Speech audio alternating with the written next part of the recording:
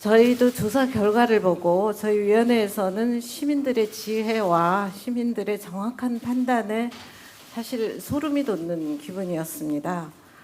위대한 시민들에게 경의를 표합니다. 그러면 발표를 시작하겠습니다.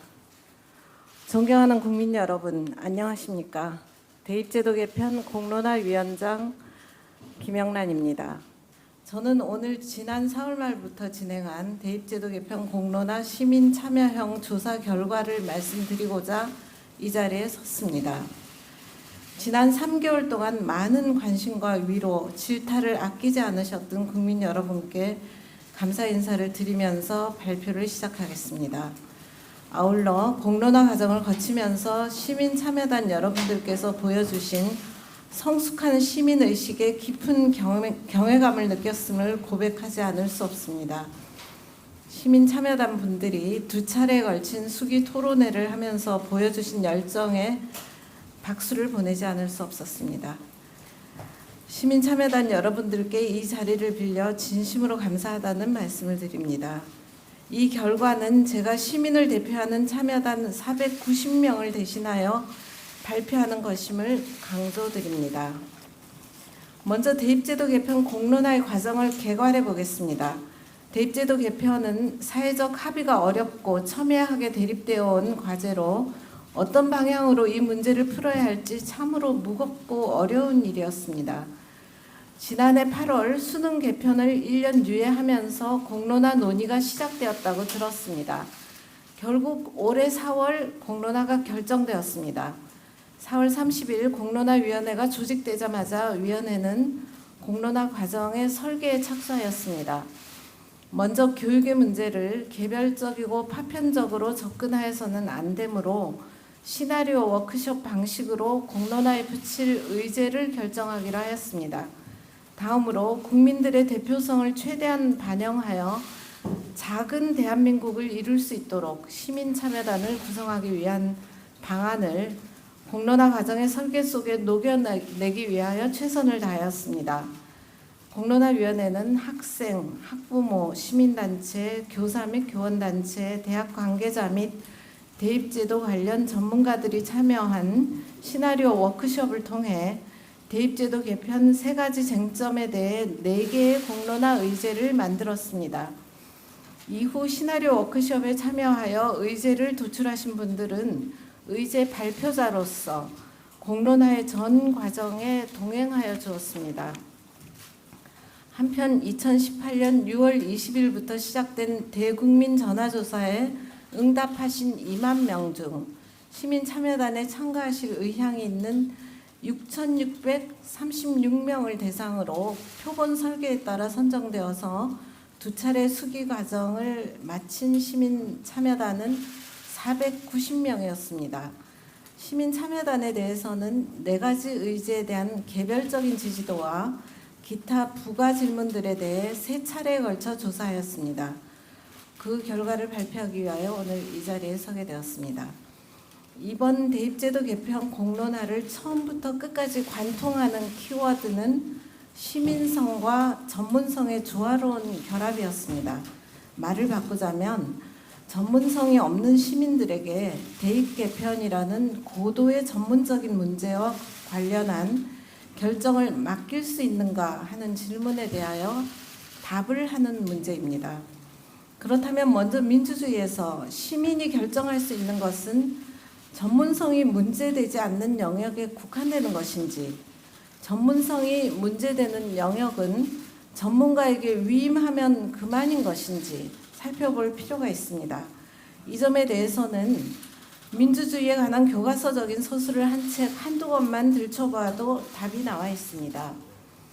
미국의 정치학자인 로버트 달은 민주주의라는 책에서 전문가들은 일부 중요한 문제에 있어서 당신보다 우수한 지식을 갖출 수 있다.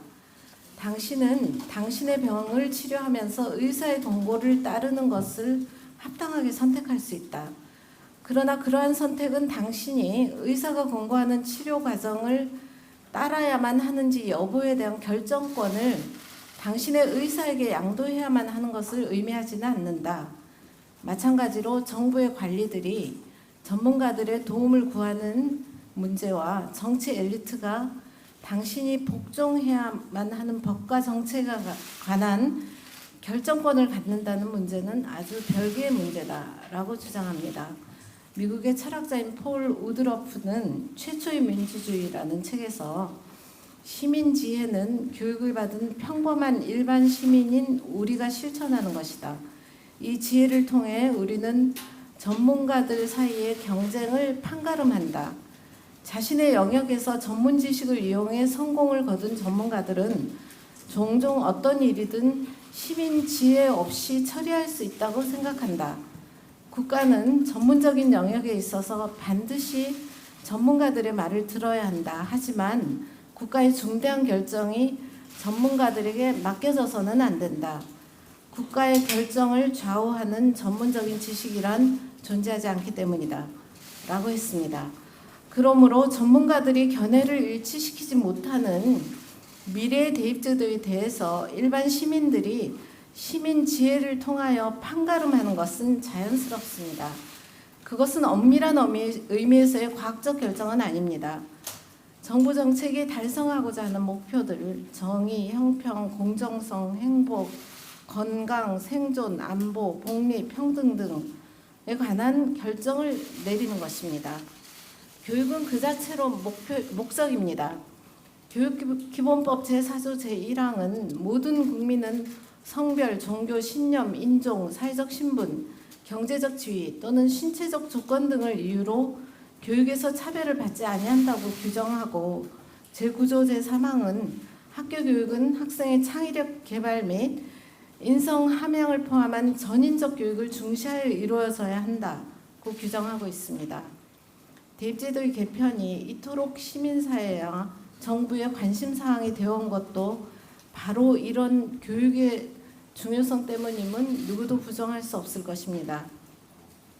대입제도 개편이라는 주제도 결국 교육의 본질과 교육기본법에서 담고 있는 정신을 토대로 이루어져야 할 것입니다.